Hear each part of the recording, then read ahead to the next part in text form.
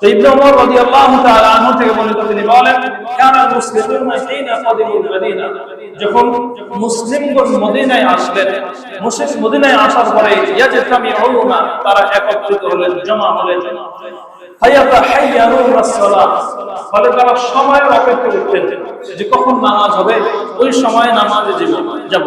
কিন্তু তখন তার আজান এরকম মাইক ছিল না যে একটা টাইমে গিয়ে সালাত আদায় করবেন, এজন্য তারা সময়ের অপেক্ষা করতেন।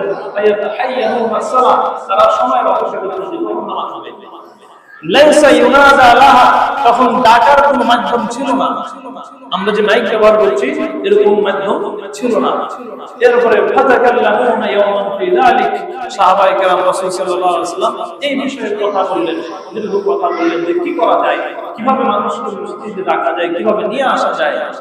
এই অবস্থায় থাকার পরে ফাকালা বা'দুহুম, তাদের কেউ বলল যে ইত্তাখাযু নাকুসাম মিসলা নাকুসিন নাসারা, খ্রিস্টানদের ঘন্টা বাজানোর মতো তোমরা ঘন্টা গ্রহণ করো, খ্রিস্টানরা যেভাবে ঘন্টা বাজায় তোমরা সেরকম ঘন্টা বাজাও। কেউ এটা বললেন। আবার কেউ বললেন যে বাল বুকান মিসলা বুকুন নাসারা, ইহুদিদের মতো তোমরা সিংহা বাজাও। বুকুন মানে সিংহা বাজাও, ইহুদিরা যেভাবে সিংহা বাজায় ঠিক ওরকম ভাবে তোমরা সিংহা বাজাও।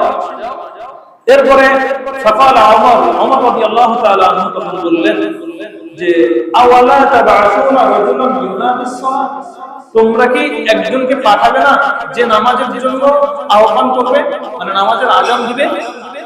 এরপরে ফাকালা রাসূলুল্লাহ সাল্লাল্লাহু আলাইহি ওয়াসাল্লাম, রাসূল সাল্লাল্লাহু আলাইহি ওয়াসাল্লাম বললেন, ইয়া বেলাল কুম, হে বেলাল তুমি দাঁড়াও, ফাআযিন, অতঃপর তুমি আযান দাও।